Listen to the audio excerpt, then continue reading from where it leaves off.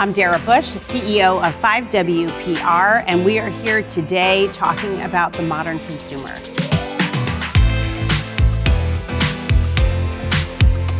We are looking at demand and supply. We are definitely going to pick apart consumers and understand why and how they buy things. I'm joined by an incredible panel of really smart, savvy marketers and business owners, and certainly we are going to dive deep here into the modern consumer. Ryan, I will let you introduce yourself, CEO of Cleancult. My name is Ryan Lupberger, CEO and co-founder of Cleancult. Thank you for having me. We put soap in milk cartons versus plastic bottles to help redefine the cleaning industry. Awesome. My name is Leslie Bishop, Executive Vice President, Global Strategy at 5W. Hi, and I'm Lori Ruggiero, Executive Vice President of our Corporate and Technology Practices. So we're going to dive right in and we're going to talk about the modern consumer, right? Consumers have changed, the world has changed over the last few years. How do you see consumers, I'm going to start with you, Ryan, how do you see consumers continuing to evolve and changing the way that they shop and the way they interact with brands? Yeah, I think for us, the consumer is finally back, right? And I think COVID totally changed the reality of what consumption was. And I think a lot of, for example, from a plastic perspective, we had a lot of progress from the consumer for 30, 40 years, right? They were reducing about 3% every year, and COVID destroyed everything. It made people's interests change, people's habits change.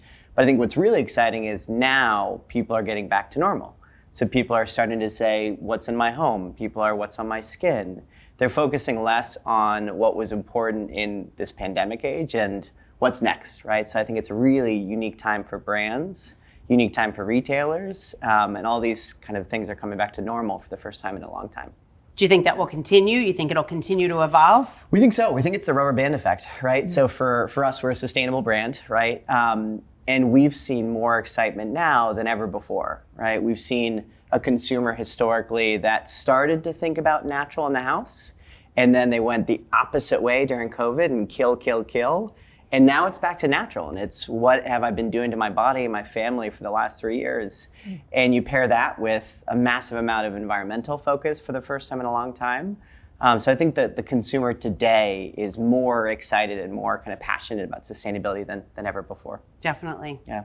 Leslie, how do you feel? Do you think that when you look at the clients that you work with, are they trying to really ignite the work they're already doing and the relationship they already have with their consumers? Or do you think it's all about attracting new consumers? It's both. I think that right now, as you were saying, sort of presents a really unique opportunity, and there is absolutely a need to engage and keep your current consumers engaged in the products you offer or the service you offer, but also there's huge opportunity to gain new customers with new storytelling and new conversations around what you offer. And I think that prior to COVID, there was a lot of sort of brands speaking at the consumer, and that conversation has become entirely two-way now. And so brands are rediscovering ways to have connections and engagement with consumers like they have never had before. Lori, you obviously come to things with a different perspective, right? You work on big corporate brands and technology companies. What do you see the challenge that your companies or your clients try to dive into to really meet consumers? What is that new challenge? Yeah, absolutely. I think, before COVID, you could really just look back year over year and spot trends and patterns. But what the last few years have done is really put a wrench in that, because now, what is the new normal? What does that look like? And so you can go back, but it's not really guaranteed that trends that were existing in 2019, early 2020 are still going to carry on today. So a lot of people are really starting from square one, a lot of brands and their strategies on how best to reach consumer. What we are seeing is just that need to personalize, touch points with consumers. They don't want that automation. They don't want to feel like a number. They want transparency from the brands that they're working with. So there's a lot of interest, for brands to lean into technologies that help them get closer to consumers at scale.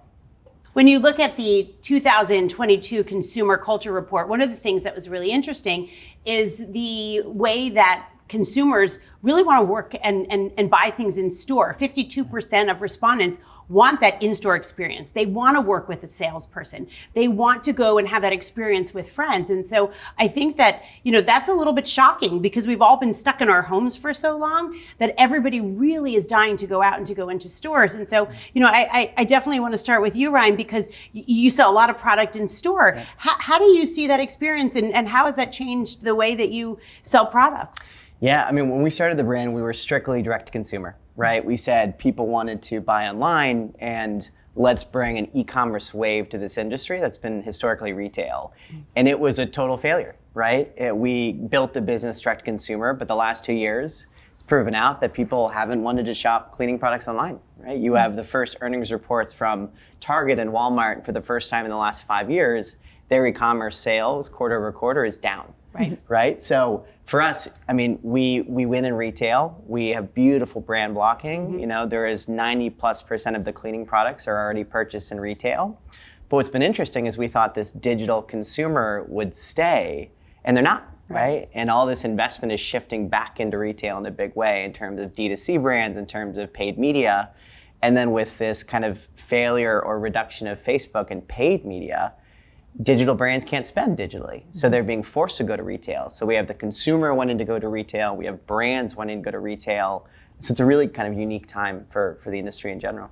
Definitely. Yeah. Do you think that there's also, there was a lot of information in our study about that experience? You go with a friend, and I can imagine that any person who goes shopping, and I would assume that women are very much a target consumer for you, that a woman who's out shopping with a buddy who sees your product and loves your products will turn around and say, you've got to try Cleancult. So I'm sure that has also, that word of mouth, that friend thing has been very beneficial to you. Yeah, we do a lot of qualitative studies, right? So we watch people in store and we kind of see how they react. And about 90% of customers actually open the cap on the cartons to smell the products, right? And it's this, secret, but everyone's done it. They go in and they smell the all-purpose cleaner, they smell the laundry. That only happens in store, right? So, well, and when you see someone smelling, you've got to smell it too, right? Like there's that question of what does it smell like? You see the smile on their face, you want to join in on the fun. You do the double take to see if anyone's watching you. Yeah. Right. Am I allowed to open this in the store? Exactly. Right? So for us, I mean, it's a much better experience, and I think it's where long term this industry will be in a big way.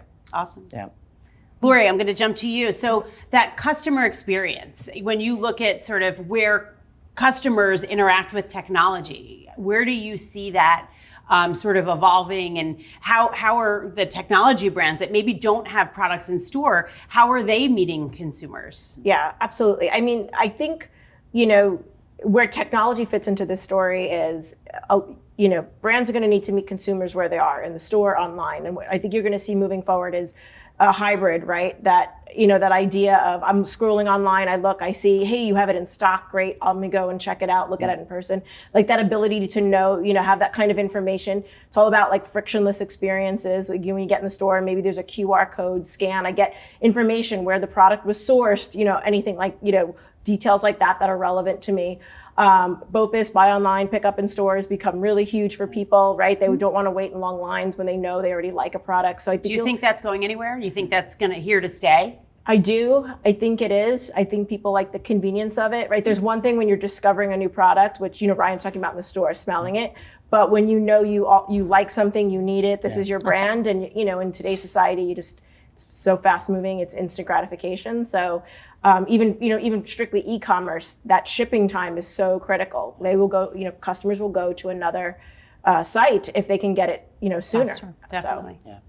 Leslie, when you look at, obviously you work on global strategy for brands. So when you look at that big global strategy, how does, are other countries, you think, finding the same sort of push to get people back in stores, to touch, to feel, to smell, to talk to the sales associates, to go out and have that experience with a friend? Do you find that just in the US, or do you find that internationally as well? Yeah, I think it's international. I think the consumer is global now. I think a US brand is no longer selling in the US, they're selling globally. So I think the more consumer characteristics are translating across the globe. There's more access to consumers from everywhere to see what's going on in different parts of the world, and that information is shared more readily across so many channels. So it feels like that piece of the consumer experience and the consumer in general is just becoming more globalized.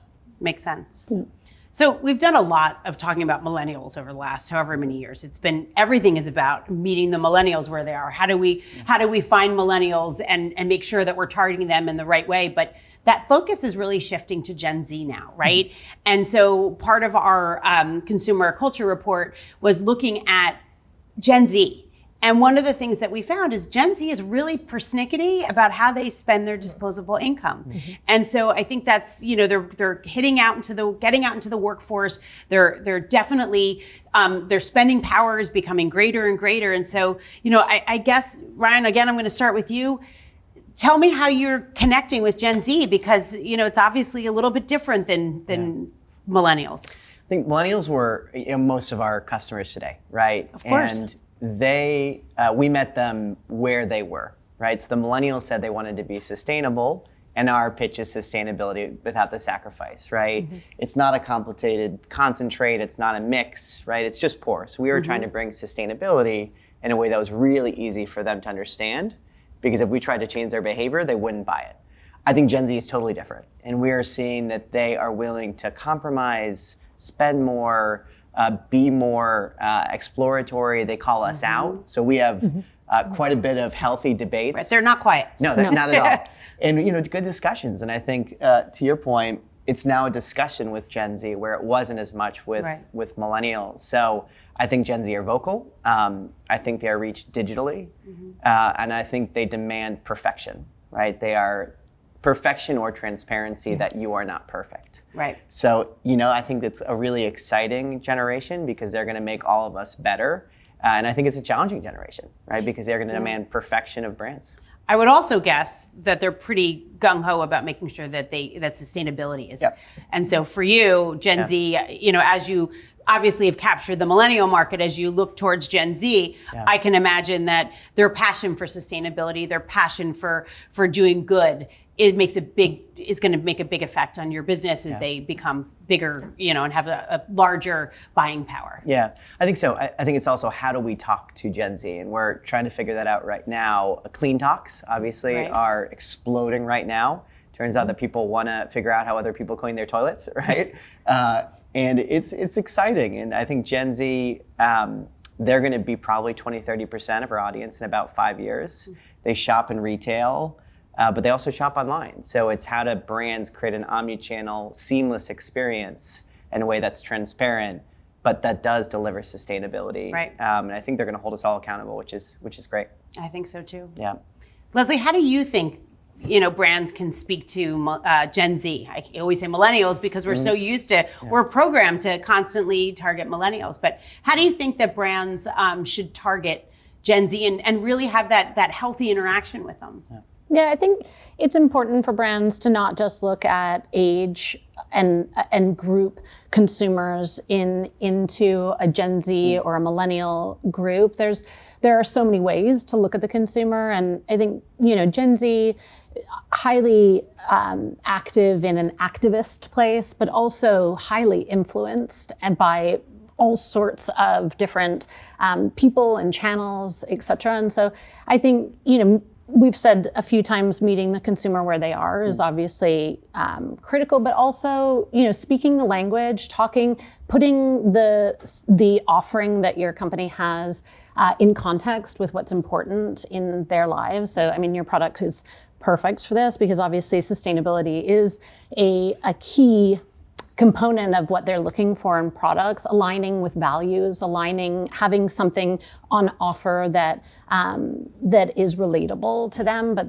that speaks to their values. And I think there is also the Gen Z as consumer. There's also Gen Z as purchase influencer to the millennial and Gen X purchaser as well. So Gen Z now is having enormous influence on what their parents are buying in the store and what those actions look like. So it's a huge impact that this generation's having. But I think in the end, it goes down to speaking to the things that are important to them and providing products that add value and that are important in their lives. Yeah.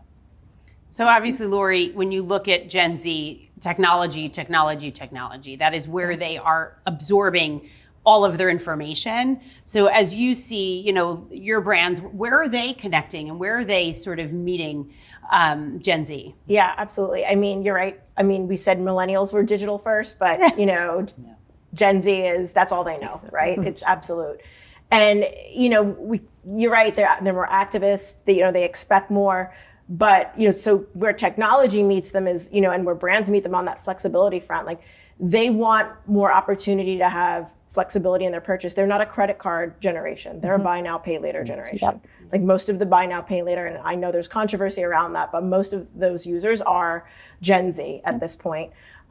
They are into crypto, right? They want that decentralized finance that, they don't, anti-big bank. There's a lot of that goes into, their overall ethos. And so they want to be able to make payments, interact with brands on their own terms. And so we see a lot of companies trying to reach them with that flexibility in payment structures or, ways to save. This is a group that, my generation would go to a financial advisor. They're going to go to their apps, like to get information on how to save, how to invest, et cetera. So it's something to think about when you're trying to, figure out how to reach them. Yeah, definitely. I love the idea about the anti that you mentioned, right? Because we see a lot of Gen Z, they'll walk into a store and they won't even look at the big white and orange bottles anymore. They go straight to the natural brands, and it's not just I choose to not buy conventional. It's I will not buy conventional. They see it differently. It is a strong and aggressive feeling against the big banks, against the big consumer companies,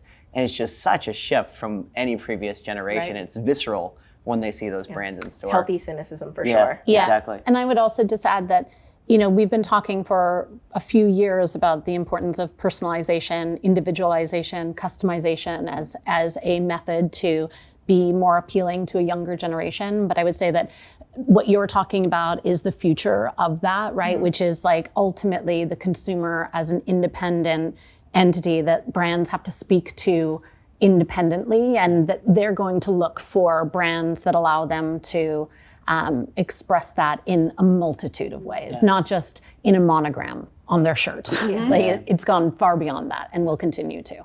Absolutely. One of the things that we find year over year, we've done this consumer report, I guess this is our third year, and what we find is that the younger generations, that there has to be a greater story, right? They don't just go in to buy anymore. They buy from brands that they feel in their heart, that they feel value from. And so, it's a thread that we pull through year over year, and it just gets younger. And I think that that's very much has a lot to do with social media and influencers, and it all sort of bubbles down to where they're getting their information, which goes right to my next point, which is, as we did this consumer report, one of the things that I was shocked about is when we looked at the difference between men and women and who finds a great social post and actually clicks through to buy.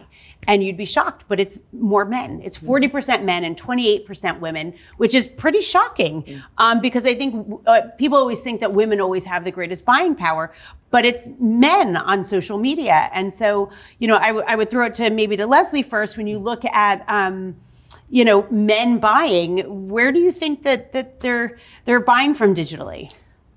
I think they're buying from a multitude of places, but I think the reason that trend is happening is likely down to ease and convenience, right? Women have a tendency to discover on social, and then they want to have one further layer of proof that is the right thing. So if they see an ad on social, then they want to Google it and make sure that it's real and make sure there's been a third party, like a magazine or a trusted source that says like, yep, that's a good company, because we're targeted so often that really we want to go one step further and do that little tiny bit more research. Whereas, men, I think the ease of which you can click through and purchase is it's so simple now. And being able to just like autofill information into the shipping and all of that, I think it comes down to ease of purchase. And Lori, do you think that that's been the target for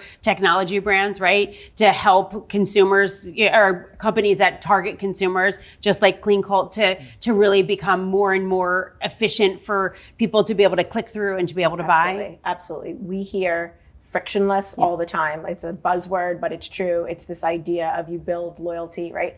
Because there's just so many options. There are just so many options out there for people. And, you can get distracted on your mobile, really quickly. And so, really it's important, there's technologies out there now where you can send branded experiences to track your product, to return your product, whatever the case may be. But it is the way of where things are going. People want things done their way, and technology can help deliver that. So, Ryan, do you tell me about sort of your experience with omni-channel marketing, right? Is it really, how does that sort of affect your sales funnel? Is that a focus for you? Is it a growing focus? Tell us a little bit about that. Yeah, I think 2 years ago it would have been a very different answer, right? So it's really interesting today because we had the rise of digital brands, right?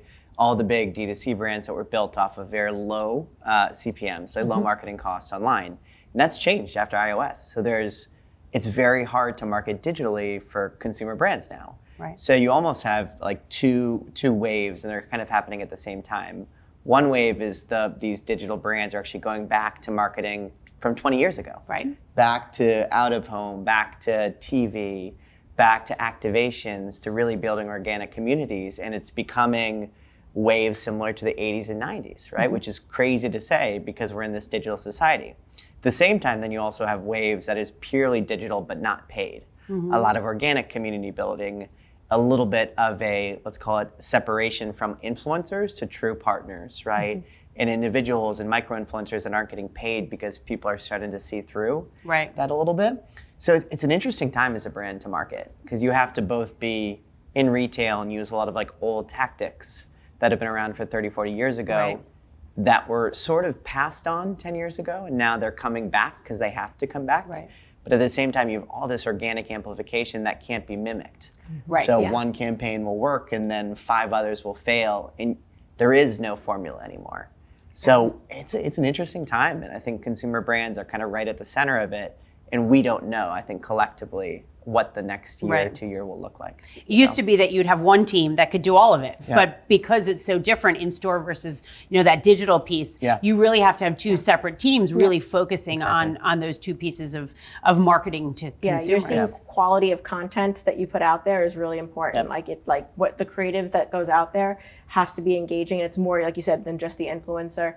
There's a lot of companies out now, like brands going into the live stream shopping. So you could be watching a concert and like click on, and I'm going to order, so-and-so performer's hat or sunglasses, like straight in that moment. And that's the kind of way you're using influencers because they want that high quality content that they're watching to help, get them to the shopping point. So one of the things that we have found in our consumer culture report is, and I don't think this is going to come as a shock to anybody, but that it's all about when.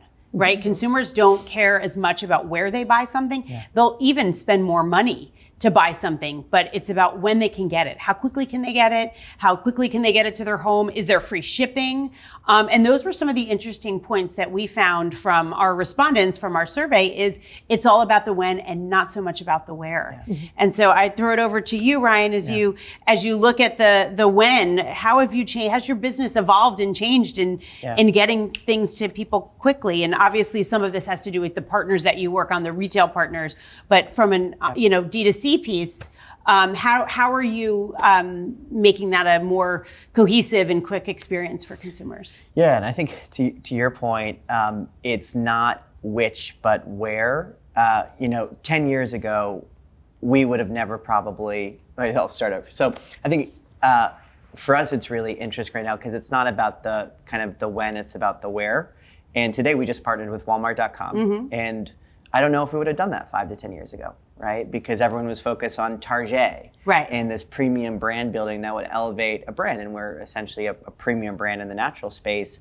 That's not the case anymore, right? Because it's not about no one will associate a negative brand connotation for a premium brand in Walmart as much.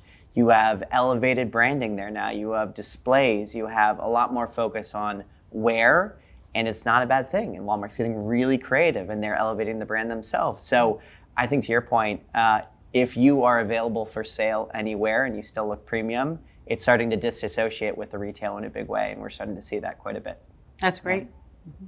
Lori, how has technology helping to get brands to stand out more, to show that people can purchase them quickly and fulfill their needs like they need to. Absolutely. I mean, look, to Ryan's point, right? You have the Targets, the Amazons of the world, who already have very complex and very wide-reaching DCs.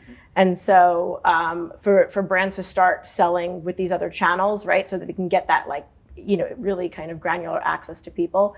But I'm sure you've heard this before, the supply chain's broken. And so technology is now coming in, because you might have had your DC set up and your shipping routes. And so now we see a lot of brands leaning into technology to automate, to use things like AI to help, redirect, route packages, get them from, DC to a shipper, the shipper into your, mailbox. And so, because as you mentioned earlier, people expect them yesterday, like they ordered them today, they want them yesterday. And so I think there's a bit of a race, to figure out how, beyond the Amazons and the Walmarts of the world, how smaller businesses can also get a piece of that, leaning into technology, so they can get in front of their customers quickly and meet that demand. So I would also add that, the speed and the convenience factor, a couple of things, consumers are overwhelmed right now. And so they are not planning in ways that they were before, right? So the advantage of the speed and convenience is that you run out of something and you forgot you needed it, and now you can get it right away. In 2 hours, you can get most things to your fingers, which is in service really of that overwhelmed consumer that just used to plan their purchases and be really on top of things like, I'm out of soap, or and now those things happen, and the overwhelmed consumer is feeling shocked by that, but then relieved that they're able to order it right away. So I think that, the speed and convenience has come at a time, not surprisingly, and I don't think coincidentally, that it's come at a time when consumers have never been more overwhelmed from COVID and work from home, kids, all the things. But I do wonder if the trend is going to continue. I think if for a Gen Z, a younger consumer, I think that there are brands that are doing great work communicating the quality of their product.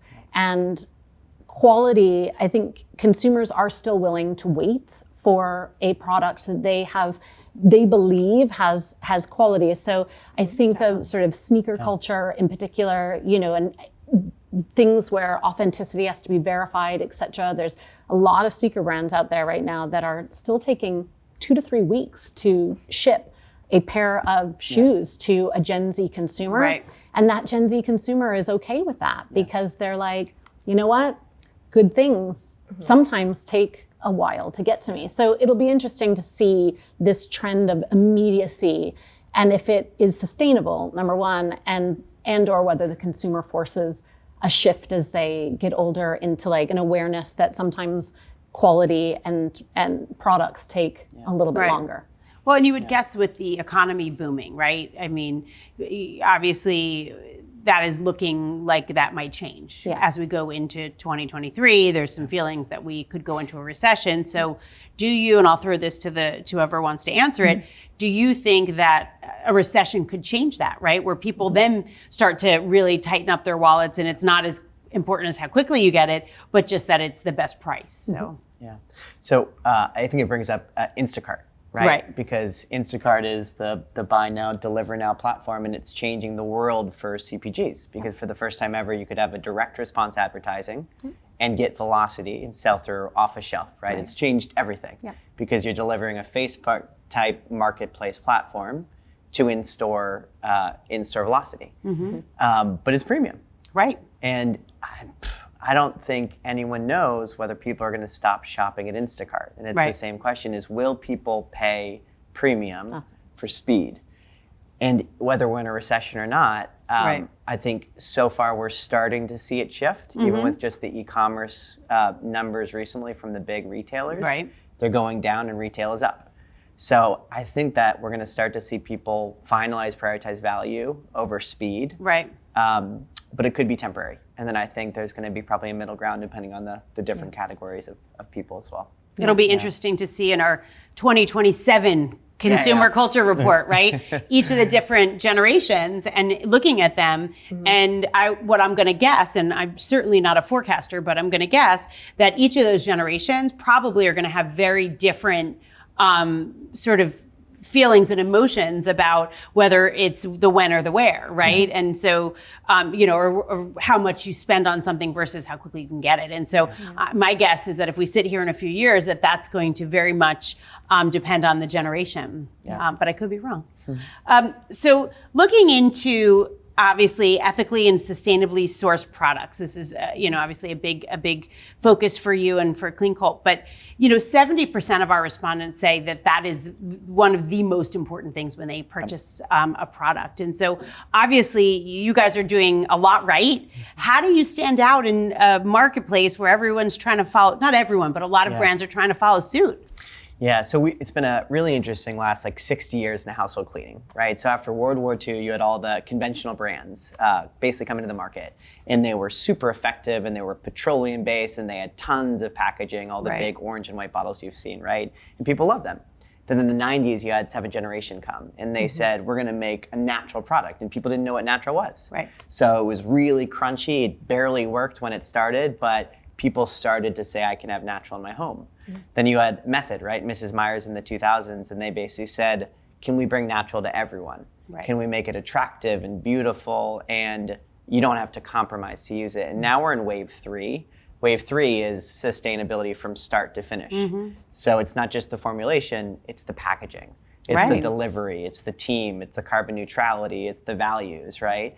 So we differentiate by ideally having the right form factor in every part of the value equation. Right. But I think we're also seeing that everywhere. And how do you cut through greenwashing, right? So I think today it's we have to be as good as we can across every part of sustainability. I think it's having a dialogue with the customers, because they will call you out, so you have to. They will, and they will call you out all over social media if you're not lucky, and then the word's out, and then you're really struggling to come back from that. Yeah, exactly. And I think the last piece is uniqueness, right? It's we actually took 5 years to build our supply chain, and we're the only company right now in the world that can put soap in a milk carton. It's super challenging to do, and I think we had this wave of D2C brands that would basically look attractive and bring something online, but there wasn't much uniqueness. Right. And I think those brands are, to some extent, a thing of the past. Is now you have to be unique, you have to be values oriented, and you have to have an edge, where that wasn't the case necessarily 5 years ago. So I think if you have those 3 pieces, brands will succeed and stand out. Makes a lot of sense. Yeah, it extends to even beyond consumer products. There's been a wave of budgets for 2022, spending on ESG, spending on CSR has gone up. We've seen, even as an agency, a lot of big corporate brands coming to us. How can you amplify our CSR and ESG initiatives? They're spending money, they want it to be known, because they know that, well, of course, product marketing is still important. Also marketing, what the product does for the greater good. So whether that's a technology, whether that's a consumer product, what are you doing to benefit the greater good? That's atop of people's minds. I mean, we're seeing technology companies coming and offering services that help brands at all across the globe, reduce their carbon footprint, which is kind of the irony, right? More technology, less carbon footprint. But, really, how do you reduce your carbon footprint? How do you, provide for the future? How do you fix your packaging so that it's, biodegradable in less time? All of this, we're seeing it's being top of mind for just, brands everywhere. So, yeah, we always say that for the time being and for the foreseeable future, that purpose is driving purchase with the consumer, and that's not going anywhere. And so what used to be seen very much from a communication standpoint with consumers as a corporate function of communications in speaking to the values and the sustainability, all of the CSR initiatives, et cetera, used to be very much sort of a communication that was reserved for the stakeholders of a company, really internal. And all of those communications over the past couple of years specifically have flipped to be consumer communications. And so, yes, the product's important, and it definitely, having repeat consumer purchase depends on having a great product that works.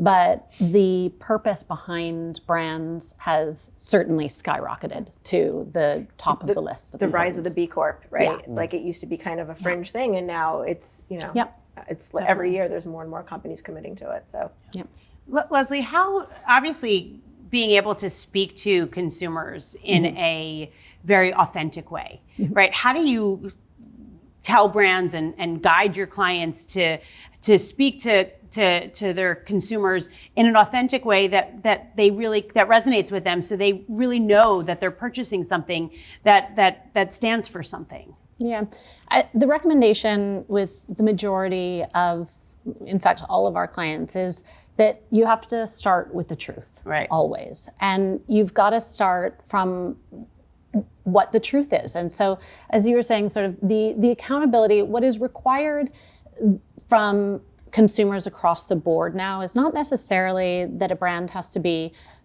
doing everything exactly right. It just needs to be that they are transparent and that the brand is also doing what they say they're going to do. So the idea of show me the receipts is really important. And so if a brand is not willing to do the work that essentially lands them with the receipts for the work that they have done, our recommendation would be to not even bother getting involved in the work. And so you have to find the things that your brand is passionate about. You do also need to find places where you have permission to speak. I think, what a ton of our brands see as a big challenge is sort of figuring out which things they speak to and which they don't, and where should they comment on social about various issues and challenges in society and at large. And our counsel is always, where do you have permission? What about your brand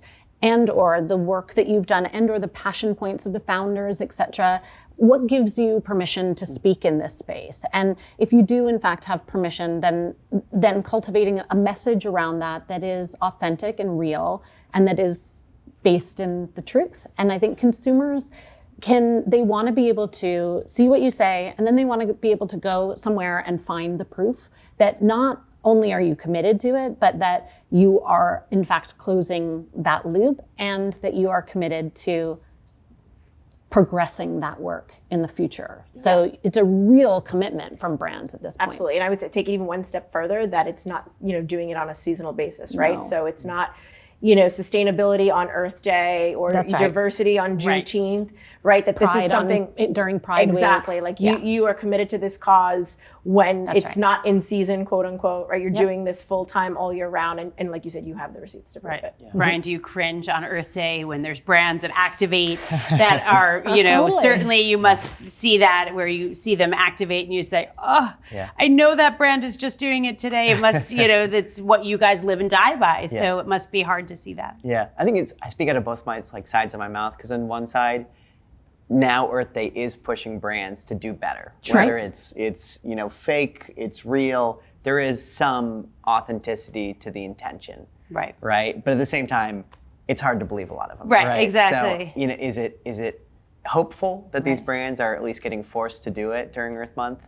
Yeah, it definitely is hopeful. The flip side is, will it change the way they operate? Probably not. Right. And it's just a moment in time. So I think it's exciting, but there's definitely limitations. Right. It should be Earth Day every day. Exactly. Yes. Exactly. There's not a clear way of measuring too, right? That's like how diverse does your company need to be before it's diverse, or how much of a commitment to sustainability do you have to have until you really are an eco-friendly company? And so you're gonna have difference of opinions. Right. So, among different people are going to feel strongly that you've hit this threshold, you've not hit the threshold. So, So let's talk artificial intelligence. Yay. 63% of our respondents say that they don't at all use artificial intelligence when they're purchasing an item online, which is kind of shocking because it's really the way the world is going. I'm going to start with Lori as our tech guru. And where do you see brands starting to level up? Is there new technology out there that we're going to see unfold? I think some of the problem is the technology isn't fully there yet. So while the intention's good and maybe it's a glimpse of what the future will bring, recently I was trying to repaint something in my room and, using an app that was trying to show me what the colors would look like. It was awful. And so, I think there's a frustration there. So it's like, why bother? I might as well just go get the can and paint the sample and see what it looks like. But you see some big brands, big box brands, or big brands like Target, Walmart have that augmented reality function now. So you can see what this couch looks like in your house, what this vase looks like in your house. And so it's getting there. I just think, right now the technology isn't quite caught up and, but things are moving fast. I see it changing. Right now, I think like all the things we've already talked about is where the tech comes in, that hybrid model of in-store, out of store, improving on that, quick payments, frictionless experiences. But yeah, I think we're probably a little ways out from AI really. What comes after Gen Z? That generation will probably use Right. AI. So. They're going to touch it in the air and it's going to drop in their hand. I mean, something like that. Right. So. Leslie, you do a lot in retail. Obviously, a lot of your clients are big retailers. What are you seeing client-wise? What's the push in AI? Well, there's a lot of virtual sort of try-on and whatnot, but I think you're right that I think the technology is not quite there. It's much more successful from a brand standpoint. Brands are utilizing AI to reach consumers, right? And so whether a consumer realizes that they are participating in an artificial intelligence, they are, right? Because brands are using algorithms, brands are using all sorts of artificial intelligence to lead them to target the consumer. So it's sort of right now, I think, a much bigger on the brand side than it is on the consumer side. And I think retail will get there. I think the brick and mortar store, there may be, I think Prada was one of the first brands to really bring in an AI experience in the fitting rooms, and you could try on, the mirrors would sort of show you different options and whatnot. And so it could move in that direction from a brick and mortar standpoint, but I think it's just going to continue to get better and better from an online purchasing perspective. And I think even things like chat right now is likely the most successful AI model around. I think chat has gone from being like a bot, viewed very much as a bot, right? Do you want to chat with somebody right now? And you're like, am I chatting with somebody or am I chatting with a robot that's just giving me answers? But at this point, brands are investing substantial amounts of money into real entire forces of workers who are humans making really great suggestions to consumers as they shop online. In particular, I would say, anywhere where you're buying beauty or products that have a particular use. And so I think some of the big beauty brands are doing a really great job now of changing the chat world from an AI perspective. Yeah, like these colors might work on you because you've bought these colors before. Right. You've liked these products. Here's some of the way Netflix serves its television options to you. So that's right. Ryan, tell us about Cleancult and AI. Is it something that you guys are looking into? Tell us how deep you are in the world of AI and sort of what things you're looking at for customer experience as you continue to grow and evolve. Yeah, we haven't dabbled too much, to be very honest. Where we're going with it, though, is a lot around scents. Interesting. And we're trying to figure out how do you create unique scents that people love, but people actually love. And there's a really big challenge with stated behavior versus actual behavior. Right. So people say they love fragrance-free, but when we put fragrance-free next to juniper sandalwood does 8x better, right? Totally. But the data will not say that. It'll be the opposite, right? And you could then take qualitative data and in-person research, and it says something different. So the actual reality the purchasing reality is always so different. So we're trying to figure out, how do you integrate data, AI, to figure out what people will buy before they buy it, but truly, right? So we're trying to integrate it, but I think AI we make soap in the Right, exactly. So it's not totally in our focus set, but it's kind of on the fringes at the moment. But the idea of you liked this, so you may also like exactly. this. Like that's a great practical right now application of like knowing what the past purchasing was and having that guide suggestions for. I mean, I use it all the time as a consumer. Yeah. I'm always like, ooh, I do love that. You know, you're right. You, right? Whoever you is. So yeah, which is great. Mm-hmm. Well, I really appreciate all your time today, all three of our great experts on consumer spending and the modern consumer. And we're never going to truly figure out the modern consumer, but we can continue to try. We can continue to do reports and surveys to try to understand year over year what purchasing power looks like, what consumers are using to really buy the things they need, and how we can continue to arm them with the right technology to make it easier for them. So thank you. Thank you.